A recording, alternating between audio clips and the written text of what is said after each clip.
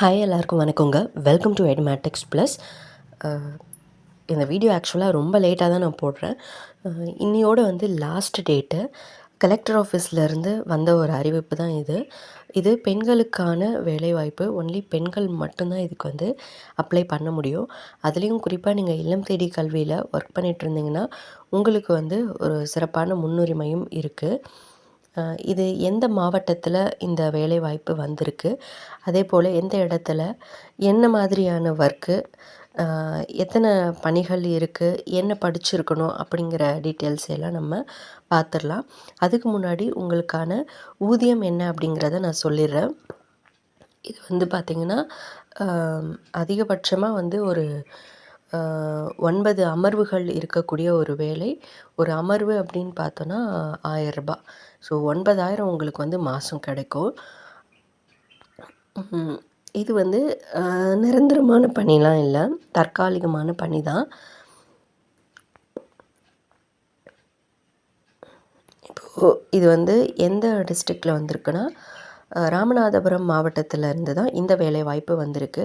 அன்னை சத்யா அரசு குழந்தைகள் இல்லத்தில் தங்கி பயிலும் பெண் குழந்தைகளுக்கு அங்கேயே ஸ்டே பண்ணுறாங்க இல்லைங்களா, ஹாஸ்டலில் ஆற்றுப்படுத்துதல் அப்படின்னு சொல்லுவோம். கவுன்சிலிங், நம்ம கவுன்சிலிங் கொடுக்குறோம் அப்படி தான் நம்ம சொல்லி பழகியிருப்போம். ஆனால் இதை தமிழில் ஆற்றுப்படுத்துதல்னு சொல்லுவோம். அந்த கவுன்சிலிங் வழங்குறதுக்காக கவுன்சிலர், ஆற்றுப்படுத்துனர் அப்படின்னு சொல்லுவோம்.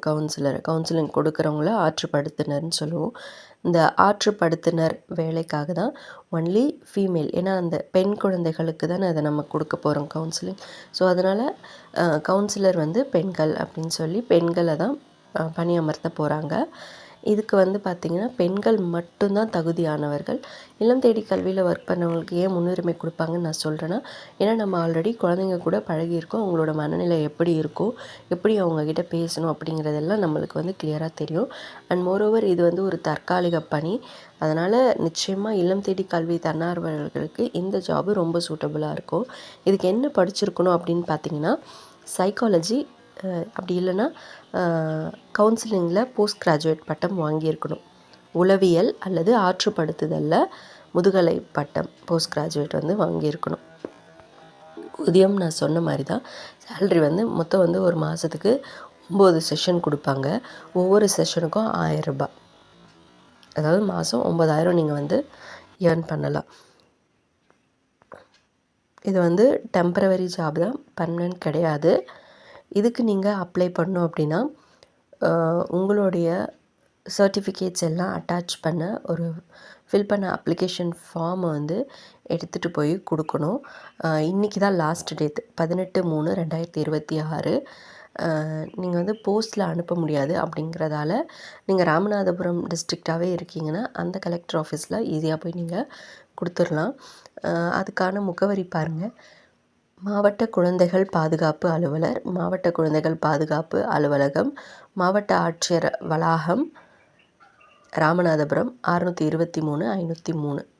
இன்னும் ஏதாவது உங்களுக்கு விவரங்கள் தேவைப்பட்டுச்சுன்னா 0456729996 இந்த நம்பருக்கு கால் பண்ணி நீங்கள் கேட்டுக்கலாம்.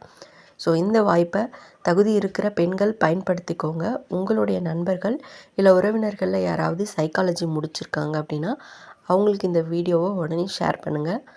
ஸோ இன்றைக்கே லாஸ்ட் டேட் அப்படிங்கிறதால கொஞ்சம் கூட தாமதிக்காத விண்ணப்பிங்க.